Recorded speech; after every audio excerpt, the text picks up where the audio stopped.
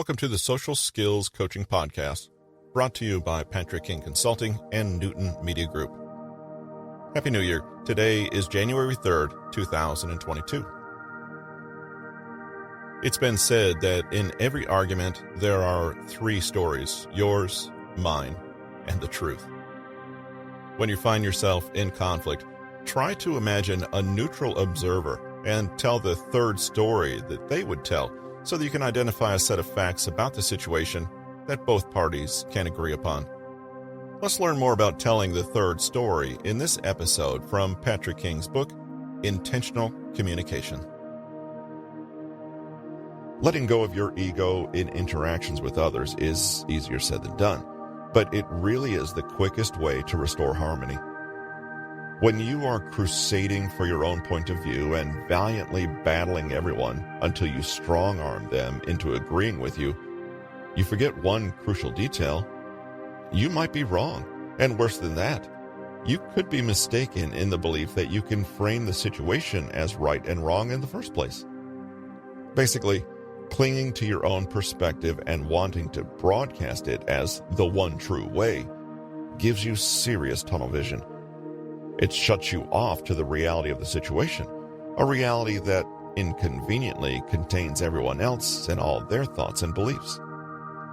Whenever there is more than one person, there's going to be more than one reality, and that's just fine. Now, we should be careful here.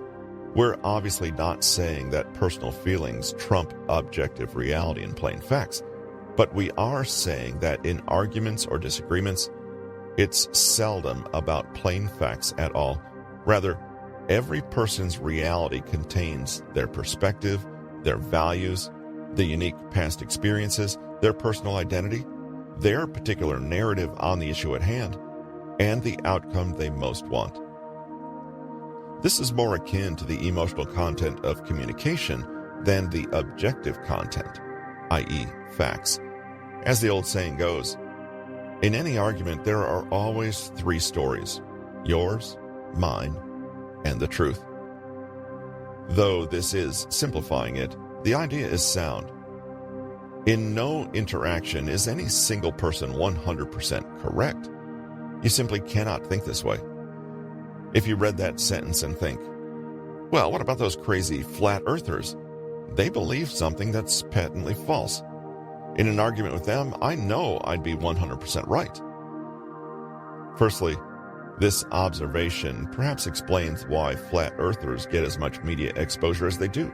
People love to feel superior to them. Secondly, if we remember the difference between objective content and emotional content, we'll see that even this example is not as cut and dried as it seems. If someone says, "The earth is flat," then you might respond, "No, it isn't. What a moronic thing to say."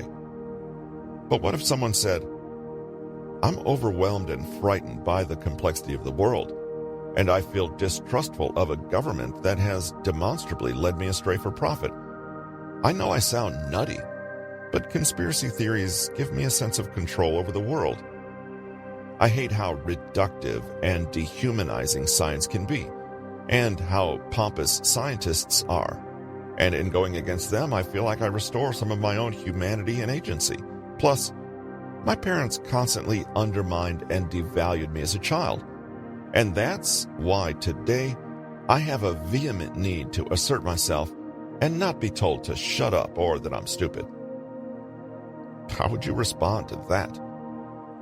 In any interaction, nobody has an exclusive right to the truth. Nobody has the right to claim to be a perfectly neutral arbiter of reality, which, incidentally, is what many people think they are accessing when they claim to be on the side of science. Each of us has our own set of biases, expectations, past experiences, beliefs, and perspectives. Each of us colors our interactions with our feeling tone, our personality, our style of communication, and our values and priorities. None of this is ever neutral. And in this specificity, we are all equal to one another. Whether we agree or not on superficial facts or data is irrelevant. After all, how often do facts actually change? These superficial details are in the realm of ego and conflict. If we go beyond this realm, we can do something better than compete with others. We can understand them. Approaching conversations this way takes courage and honesty. Many of us unconsciously believe that we are the center of the universe and that what we think is obviously the best and only way to think, and that it's only our perspective that ultimately matters. One amazing way to counteract this kind of short-sightedness is the third story approach. The next time you're in a conflict, imagine a third neutral observer watching the situation unfold. Now imagine how they would relate the narrative, i.e., the third story they'd tell. Look at all three stories and become curious about the differences between them. See if you can agree with the other person on this third story. This is where the magic happens, as it can put you on the path to mutual understanding and compromise. The third story becomes an anchor or a shared reality that both people can hold on to, even as they inhabit their different perspectives. For example, a couple are planning a wedding. One of them starts spending money immediately, saying he only plans to get married once, and he intends to do it in style. No expenses spared. The other is freaked out at the prospect of so much money being spent, and she's petrified of starting her married life in debt. They both find themselves arguing more and more until a big blowout over the exorbitant cost of a 4-tier chocolate fountain. His story. Weddings are joyful occasions, as well as a chance to show your family a good time and boast a little to your friends that you can afford the luxury. The degree of love and commitment in the relationship is proportionate to the amount of money spent. Basically, stinginess equals the couple isn't really in love. Her story. Weddings are solemn, meaningful occasions that are about commitment and intimacy. They're a time to demonstrate your values to others. Spending a lot of money on a wedding is vulgar and financially unwise. Couples who splash money around come across as insincere and materialistic.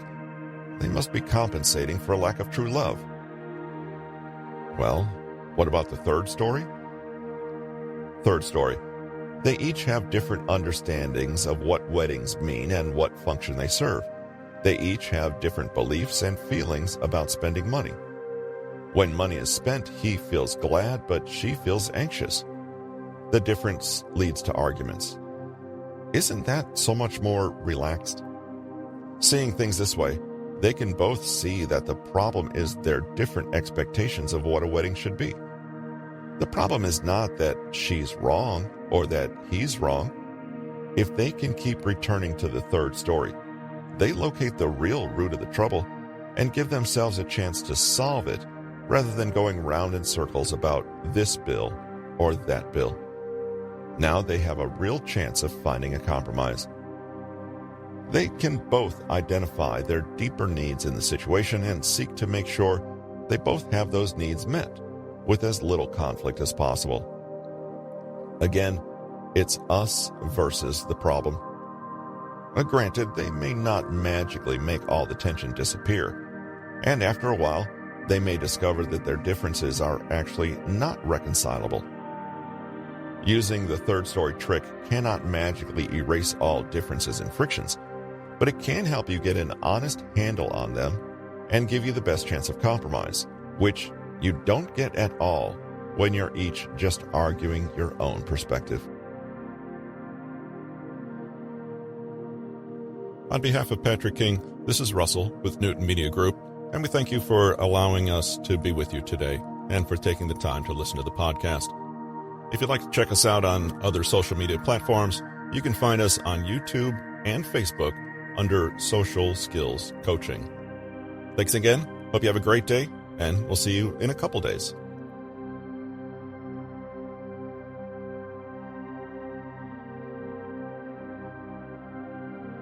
This has been Intentional Communication, Emotional Validation, Listening, Empathy, and the Art of Harmonious Relationships Written by Patrick King.